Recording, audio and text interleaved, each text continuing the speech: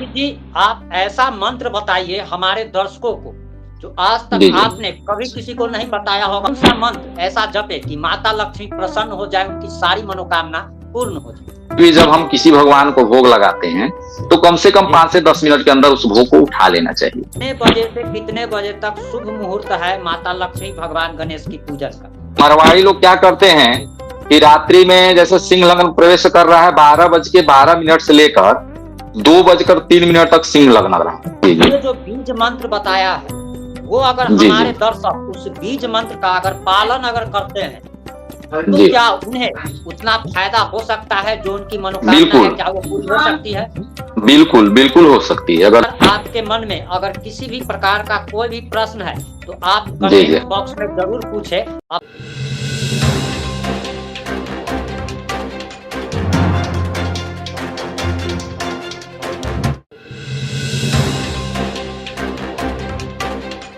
आज हमारे साथ एक बार फिर से आदरणीय पंडित सूरज प्रकाश तिवारी जी जुड़ चुके हैं और आज इनसे हम बात करने वाले हैं दीपावली को लेकर माता लक्ष्मी और भगवान गणेश की आखिर पूजन की विधि क्या होनी चाहिए जिससे हमें मनचाहा फल प्राप्त हो सके और हमने जो भी अपनी मनोकामना है वो हमारी पूरी हो सके।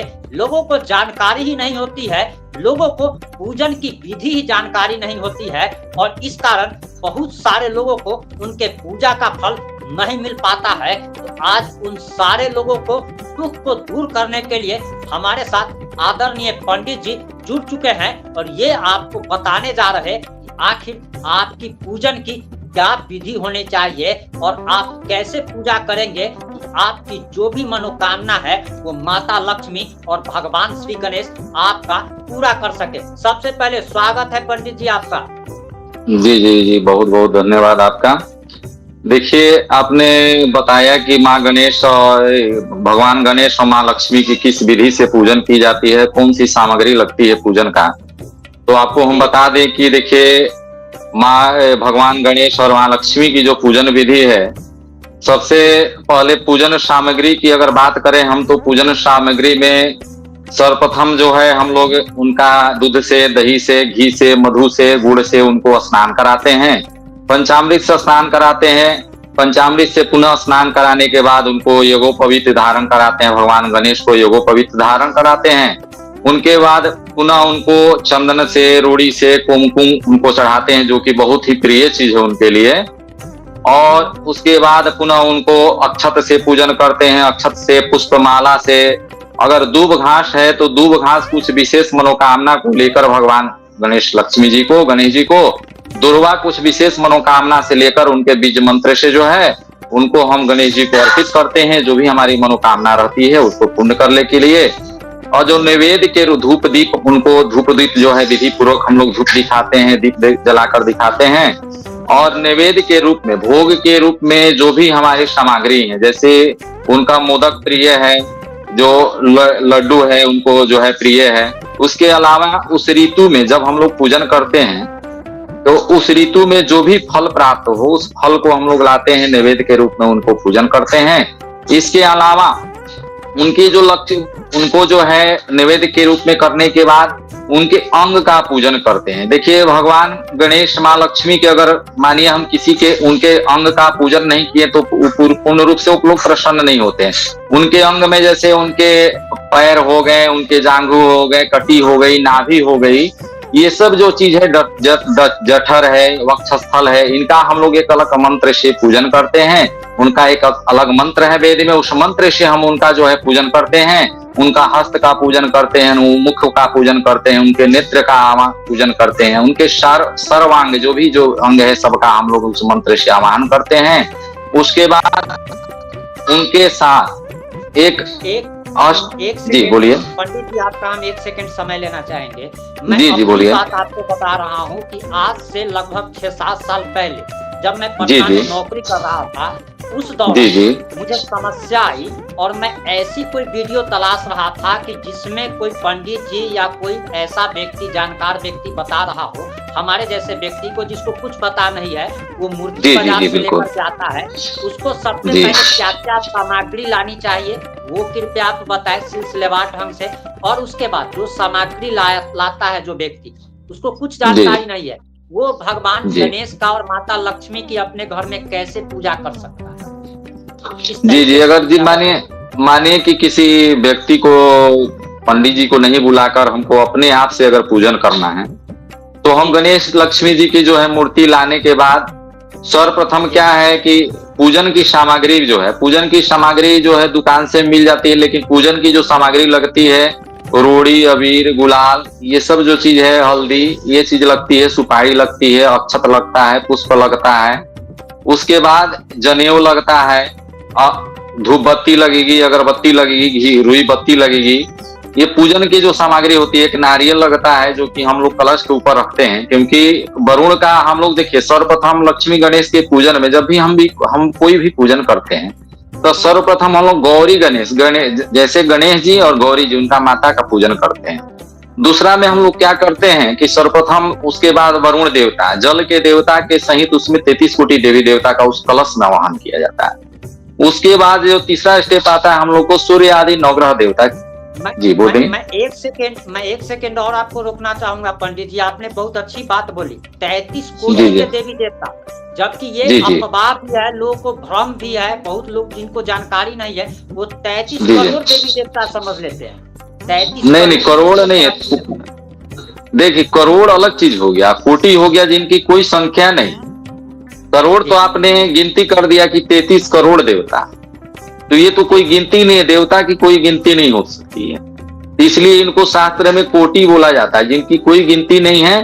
तो 33 कोटि देवी देवता का हम लोग जल के देवता के सहित, वरुण जिनको बोलते हैं, उस कलश में हम लोग जल के देवता के साथ उनका हम लोग आवाहन करते हैं। उसके बाद तीसरे जो स्टेप आते हैं उसमें सूर्य आदि नवग्रह देवता, जो कि हमारे जीवन में, हमारे आपके या किसी भक्तगण के जीवन में उनके जो नवग्रह देवता उनके होते हैं, उनके महादशा, अंतरदशा, पर्यंतर दशा, सूक्ष्म दशा के कारण हमारे जीवन में जो भी सुख दुख आता है, माने अच्छे ग्रह रहेंगे अच्छे प्रभाव देंगे, जो पाप ग्रह हैं तो उनका प्रभाव देते हैं। तो सूर्य आदि नवग्रह देवता का भी हम लोग जब पूजन कराते हैं तो सूर्य आदि नवग्रह देवता का भी आवाहन करते हैं, उनका पूजन करते हैं। और सबसे लास्ट में हम लोग गणेश लक्ष्मी जी का पूजन करते हैं। पूजन सामग्री जो है सेम हर जगह यही लगती है। मैंने सबसे पहले हम लोग मानिए भगवान का मंत्र से आवाहन करते हैं, उनको आसन देते हैं, आसन लाते हैं, उनको आसन देके आवाहन करते हैं। उनको बिछाने के बाद सबसे पहले जब आप भगवान को आसन देते हैं तो उसके बाद उनका प्राण प्रतिष्ठा करते हैं, जो है शास्त्र का विधि है, उससे प्राण प्रतिष्ठा किए, नहीं तो भगवान को अक्षत रख के हे प्रभु आप यहाँ विराजमान हुई, मानी मंत्र ज्ञात नहीं है तो हे प्रभु आप विराजमान हुई, वहां रखकर वहां पर प्राण प्रतिष्ठा करते हैं। और जब हम भगवान को प्राण प्रतिष्ठा दे देते हैं तो सबसे पहले जब आपके घर भगवान आ गए, जी बताएं। प्रतिष्ठा का क्या मतलब होता है ये लोगों को पता नहीं है। बहुत सारे लोग कहते हैं कि क्या उसमें प्राण डाला जाता है, क्या उनको जी जी बिल्कुल, जी जी। प्राण प्रतिष्ठा का मतलब यही हुआ कि उनके अंदर प्राण डालना, हम उनको आवाहन करते हैं। जैसे एक हो जाता है चल, तो ये जो हम मूर्ति लाते हैं ये चल मूर्ति इसको बोलते हैं, माने इनका हम लोग विसर्जन कर, जैसे चल मूर्ति होता है, एक होता है अचल, तो अचल प्राण प्रतिष्ठा, तो दोनों का अलग चीज। अचल प्राण प्रतिष्ठा का मतलब कि यज्ञ कराने के बाद हम लोग जब मंदिर में किसी देवता को स्थापना करते हैं तो यज्ञ कराने के बाद प्राण प्रतिष्ठा किया जाता है, तो उनका एक विधि अलग है। लेकिन ऐसे जो हम लोग स्थापन करते हैं गौरी गणेश वरुण आदि सूर्य आदि जो भी नवग्रह देवता का, तो एक मंत्र से, वैदिक मंत्र हो या मंत्र हो, उस मंत्र से हम लोग उनको प्राण प्रतिष्ठा कर देते हैं। कि आप प्रभु प्रार्थना समझिए कि मंत्र नहीं जानते, भाव से हे प्रभु आप लोग यहाँ विराजमान हुए, बस इतना भी जो भक्तगण अपने आप से पूजन कर रहे हैं घर में, इतना कि हे प्रभु हम आपको यहाँ लाए हैं, आप विराजमान हुई, मेरे घर में आप पधारिए। ऐसा करने के बाद उनको जब हम भगवान को प्राण प्रतिष्ठा का मंत्र से स्पर्श करके भाव से अपना हम लोग पूजन किए, तो सबसे पहले हम लोग क्या करते हैं कि जब भगवान को आह्वान करते हैं मंत्र से, तो भगवान का पैर धुलाते हैं, हाथ धुलाते हैं, मुख धुलाते हैं, स्नान कराते हैं, यही भाव रहता है। तो यानी जी बताएं। जिस भी मूर्ति का या जिस भी चीज का विसर्जन होता है, जिस भी मूर्ति का या जिस भी चीज का विसर्जन होता है, उसमें चल प्राण प्रतिष्ठा उसमें डाली जाती है। जी जी। जैसे कि भगवान राम का अयोध्या में अभी जो स्थापित हुआ है वो उसको अचल कहें, अचल प्राण प्रतिष्ठा। जी जी, उनका विसर्जन नहीं होता, विसर्जन नहीं होता है और उसके लिए यज्ञ करना जरूरी होता है। यज्ञ अनुष्ठान कराकर उनको विधिवत यज्ञ कराकर यज्ञ से उनको प्राण प्रतिष्ठा किया जाता है। और ये जो हो गए ये चल हो गए, जैसे आज हमने आवाहन किया फिर उनका मैंने विसर्जन किया, तो चल का जो है आपने आवाहन कर लिया, आवाहन के बाद सबसे पहले उनका हम पैर धुलाते हैं, भगवान का हाथ धुलाते हैं, मुख धुलाते हैं, स्नान कराते हैं। इस भाव से हम लोग 4-4 बार भगवान को जल देंगे। जो भी भगवान है, गौरी गणेश कलश हो गए, वरुण आदि सूर्य आदि नवग्रह देवता, गणेश लक्ष्मी जी 4-4 बार जल। भाव मेरे अंदर यही रहेगा कि भगवान गणेश का पैर हाथ धो रहे हैं, भगवान माँ लक्ष्मी का धो रहे हैं, पैर धो रहे हैं, हाथ धुला रहे हैं, मुख धुला रहे हैं, स्नान करा रहे हैं। इस भाव से 4 बार जल देते हैं। पुनः आचमन करने के बाद हम लोग क्या करते हैं, दूध से स्नान कराते हैं, पुनः आचमन कराते हैं, दही से स्नान कराते हैं, फिर आचमन कराते हैं। इसी तरह हम लोग दही से, घी से, मधु से, घी का स्नान कराते हैं, मधु का स्नान कराते हैं, गुड़ से स्नान कराते हैं और पुनः आचमन कराते जाते हैं। पुनः पंचामृत से स्नान कराते हैं, एक बार पंचामृत से स्नान कराते हैं सभी मूर्ति को। उसके बाद पुनः आचमन करने के बाद और उसके बाद शुद्ध जल के बाद हम लोग, जैसे हम लोग अपने स्नान करते हैं, जिस तरह हम लोग अपने आप में तैयार होते हैं, जैसे कपड़ा हम लोग पहनते हैं, हम लोग कपड़ा पहनते हैं, उसी तरह भगवान को वस्त्र देते हैं, उपवस्त्र। उपवस्त्र का मतलब होता है कि जैसे हम लोग गमछा दुपट्टा लेते हैं ना, महिलाएं अपना आंचल लेती है, दुपट्टा लेती है, उसी तरह भगवान को हम लोग उपवस्त्र देते हैं। जैसे वस्त्र दे दिए, मौली मानिए वस्त्र नहीं लाए हैं, मौली चढ़ा दिए, फिर पुनः दोबारा एक बार और मौली चढ़ाएंगे उपवस्त्र के बदले। यानी कि उपवस्त्र का मतलब होता है कि दुपट्टा, उनके बदले एक बार और पुनः हम लोग मौली चढ़ाते हैं। जी बोला जाए, बोलिए। लाल रंग का जो होता है वो माता लक्ष्मी का वही दुपट्टा, उसको उपवस्त्र कहा जाता है। और पीला कलर का जो आता है वो बिछाते हैं, वस्त्र। जी जी, वो वस्त्र हो गया नीचे का। उपवस्त्र माने आप लाल पीला जो लाए, भगवान गणेश के लिए लाए, जैसे पीला कलर होता है, माँ के लिए लाल कलर है, तो उनको जो ओढ़ाया जाता है वो उपवस्त्र में हो गया, जो पहनाया हुआ है वो वस्त्र में हो जाता है। ठीक है। और पुनः यज्ञोपवीत, यज्ञोपवीत का मतलब होता है कि जनेऊ, जनेऊ जो हम लोग धारण करते हैं, तो जनेऊ जो है उनको भगवान गणेश को पहनाया जाता है। जो है पुरुष वर्ग पहनते हैं, उनको जो है यज्ञोपवीत धारण कराया जाता है। उसके बाद आचमन करके, जैसे हम लोग अपना तैयार होते हैं, चंदन टीका लगाते हैं, उसी तरह भगवान को, माँ को हम लोग जो है वहाँ चंदन चढ़ाएंगे, कुमकुम चढ़ाएंगे, माता जी को रूढ़ी उनको चढ़ाएंगे, भगवान को चढ़ाकर, और अक्षत चढ़ाएंगे, पुष्प माला चढ़ाएंगे, फूलमाला हम लोग चढ़ाते हैं, दूब घास चढ़ाते हैं, जो भगवान को प्रमाणित है, दूब घास चढ़ाते हैं। तो ये सब सारी सामग्री जो है हम लोग चढ़ाते हैं। माँ को जो है श्रृंगार चढ़ाते हैं। पुष्प है तो कमल का पुष्प जो है माता लक्ष्मी को चढ़ाएंगे। ये सब चढ़ाने के बाद जब सब कुछ हम लोग चढ़ा लेते हैं, सुगंधित इत्र, इत्र क्या है कि जब हम लोग भी तैयार होते हैं तो डिओड्रेन लगाते हैं, सुगंधित इत्र हम लोग भी लगाते हैं। तो भगवान को इत्र बहुत पसंद है। अगर हम लोग डेली घर में भी पूजा कर रहे हैं घर में, तो अगर भगवान को हम इत्र रोज चढ़ा रहे हैं तो भगवान बहुत प्रसन्न होते हैं इत्र से।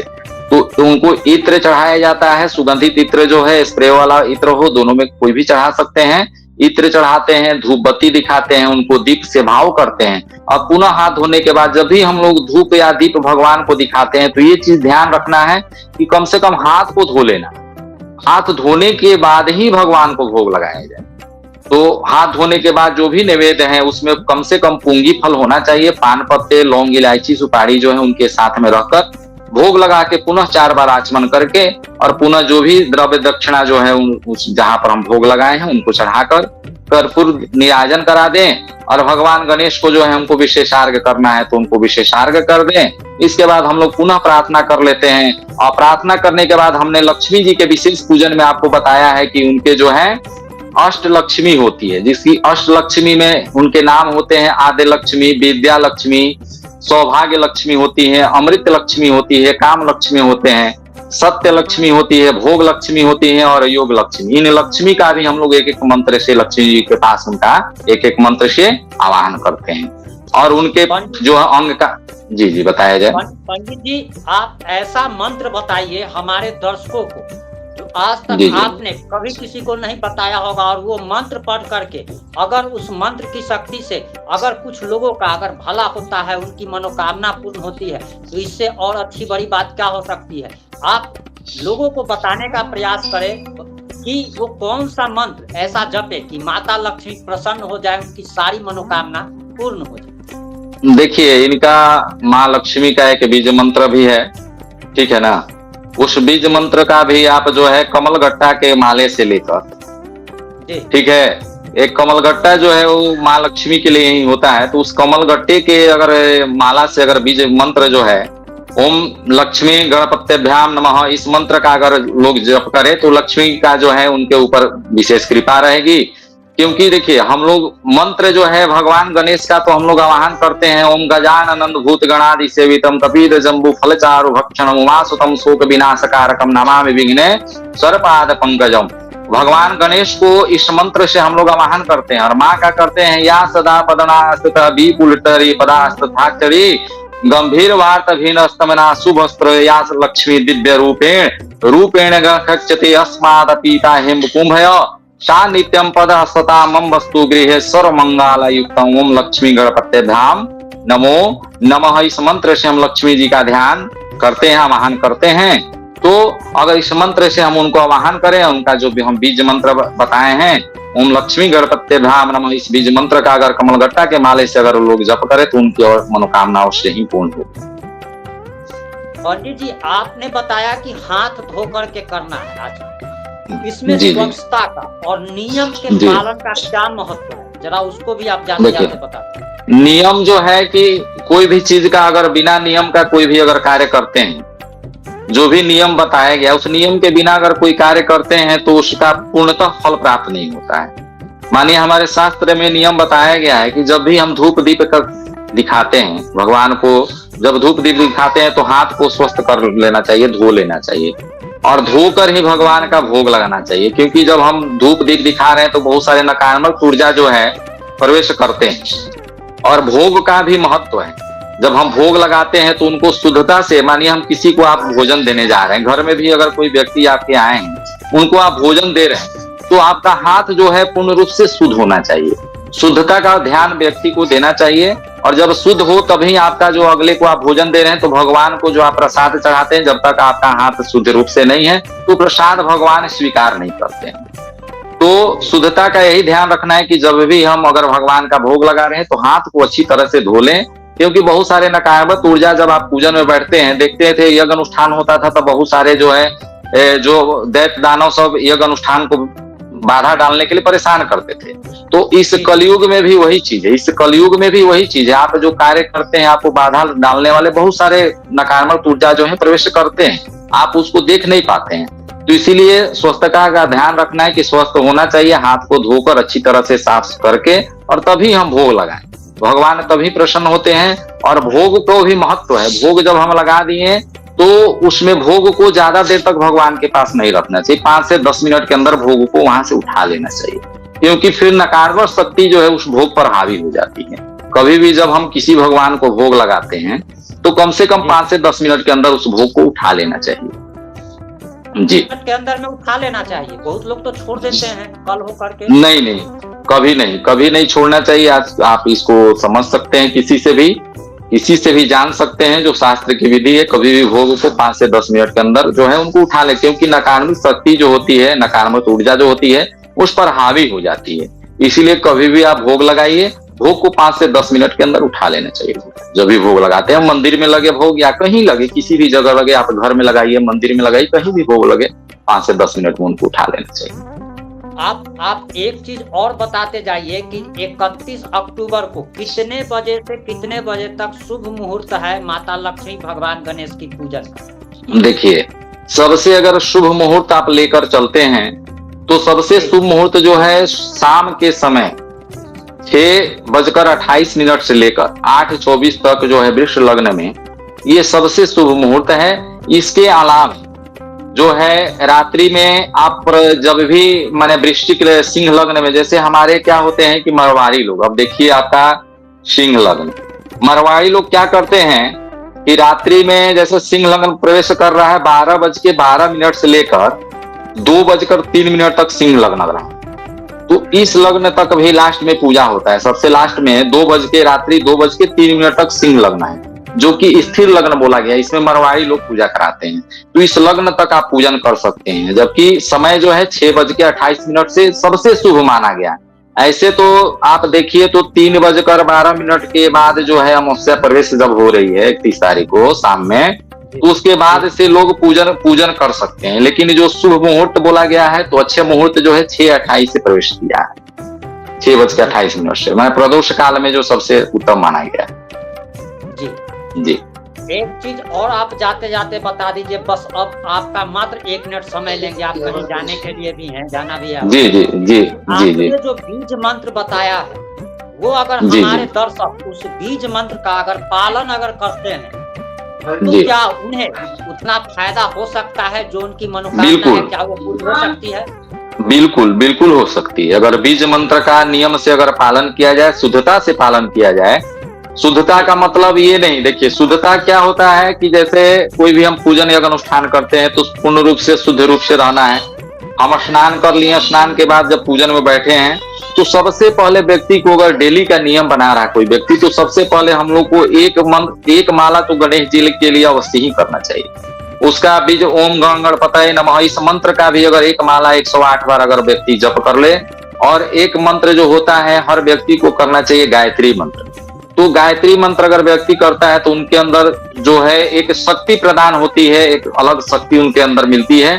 तो इस मंत्र के बाद गणेश जी का पहला मंत्र जो है ओम गण गणपतये नमः, इसका बीज मंत्र, और जो है आपका हम बताएं कि जो गायत्री मंत्र कर लें, ओम भूर्भुवस्सुः तत्सवितुर्वरेण्यं भर्गो देवस्य धीमहि धियो यो नः प्रचोदयात्, इस मंत्र का भी अगर लोग जप करें तो बहुत ही ज्यादा उनको, और लक्ष्मी के लिए करना है तो ओम लक्ष्मी गणपतये या ओम लक्ष्मीभ्यो नमः, इस मंत्र का जो है अगर जप करे तो इसको जो है अवश्य उनकी जो भी मनोकामना है अगर शुद्धता से करे। ऐसा नहीं कि हम जप यहाँ कर रहे हैं, मन मेरा कहीं और है, कि जल्दी जप हम कर लेते तो मेरा इस कार्य को जाना है, ये काम करना है, भूख लगा हुआ भोजन कर लेते हैं। तो मन को एकाग्र करके अगर व्यक्ति कोई कार्य को करेगा तो वो कार्य ही अवश्य ही पूर्ण होगी, इसमें कोई दो राय नहीं।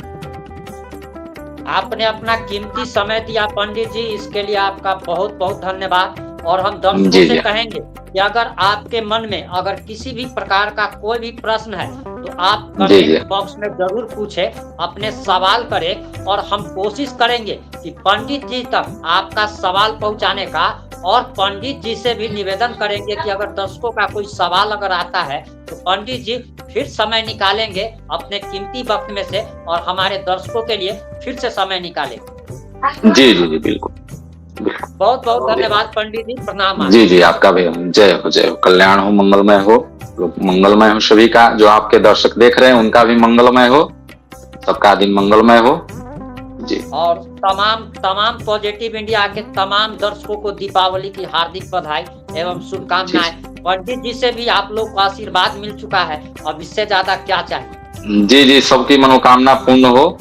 सर्व मंगल मांगल्ये शिवे सर्वार्थ साधिके शंभे त्र्यंबके गौरी नारायणी नमोस्तुते, सबका कल्याण हो, सबका मंगलमय हो, यही हमारी कामना है। जो भी भक्तगण हमें देख रहे हैं, हमें सुन रहे हैं, सबका कल्याण हो। जय जय जय।